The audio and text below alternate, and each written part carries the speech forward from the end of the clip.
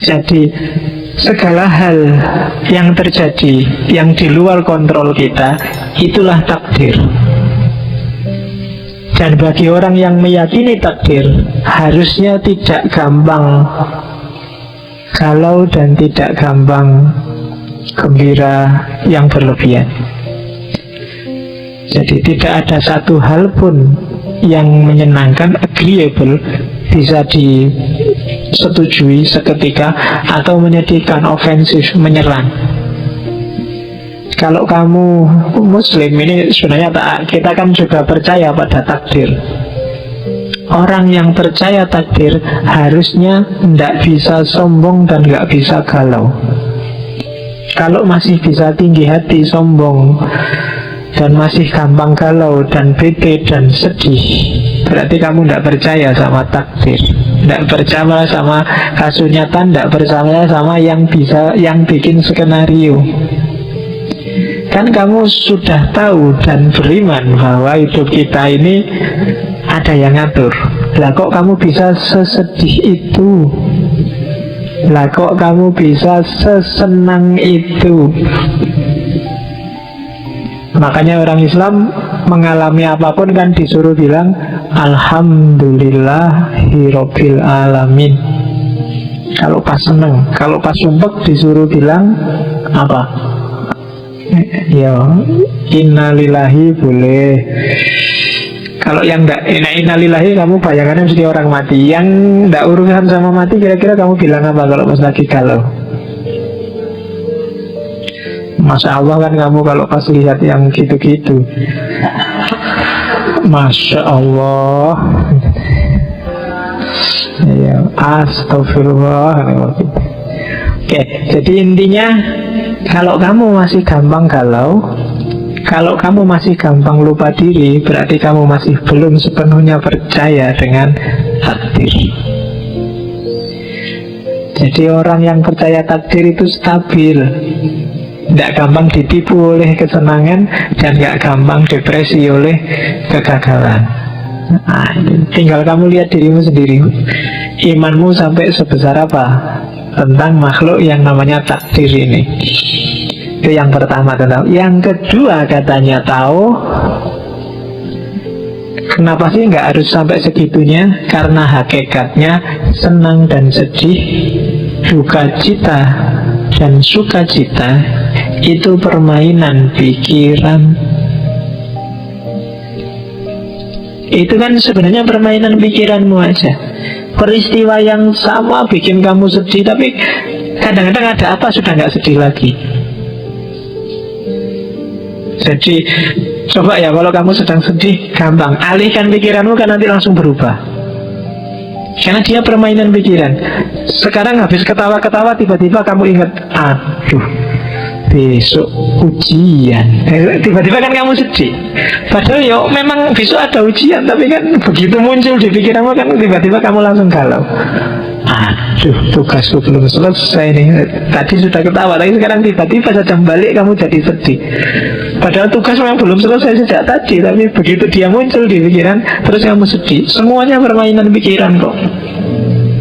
Diputus pacarmu itu tergantung dia munculnya kayak gimana di pikiranmu. Kalau munculnya, waduh aku kok ditinggal ya, aku diputus ya, wah dunia aku gelap nih, galau lah kamu, ya kan? Tapi kalau bunyinya di pikiranmu kebalikannya, wah alhamdulillah aku diputus, bisa nyari lagi nih, sejak kemarin nggak ganti-ganti kan, ya kan? Terus kamu senang.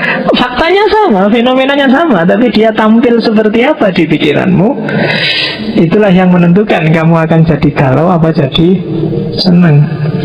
Dapat nilai E, loh itu kan kalau lahnya, dapat nilai E, ini harus ngulang lagi, berarti kok belum pinter ini, harus belajar lagi, ini semangat lah ya. Kan beda kalau, aduh dapat E, kapan lulusnya ini, kapan, ya kan?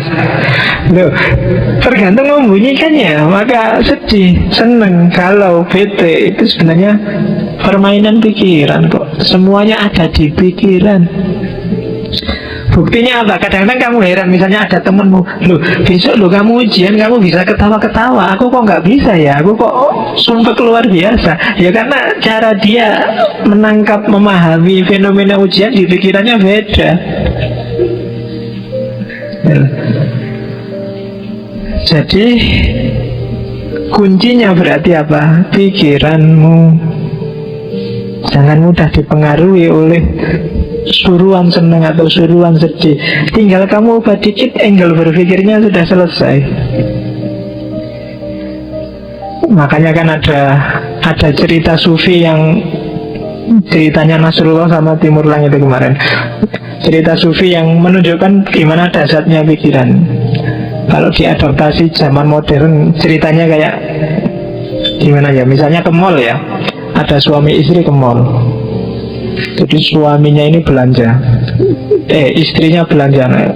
Perempuan kan kalau belanja sudah lupa daratan. Nah, terus ada SPG cakep. Terus suaminya bilang, mbak sini sebentar mbak, ngobrol sama saya sebentar ya. Sebentar aja, yang penting istri saya lihat.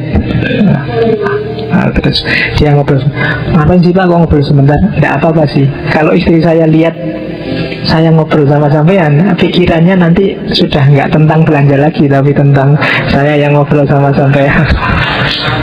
Nah, ya kan, itu mengalihkan pikiran.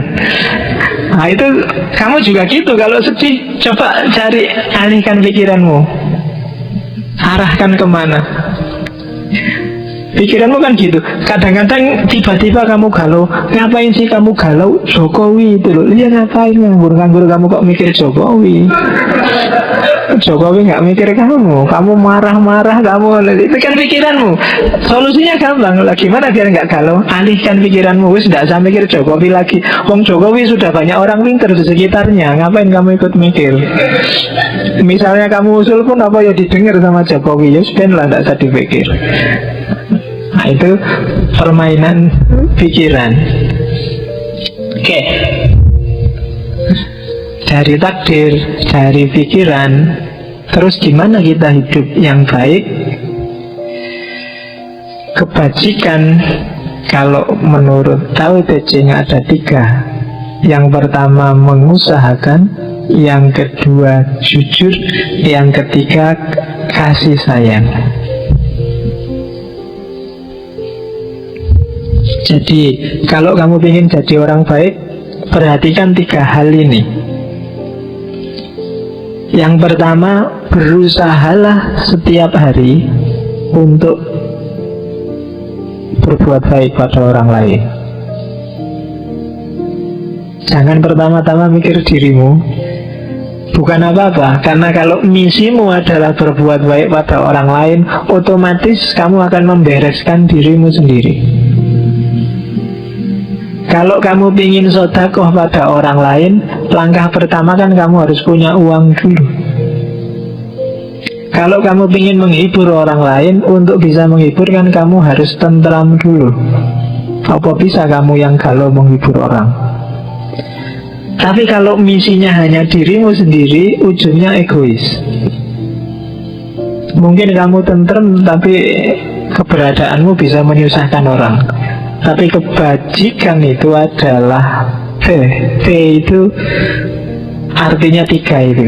Yang pertama mengusahakan, yang kedua jujur, yang ketiga kasih sayang.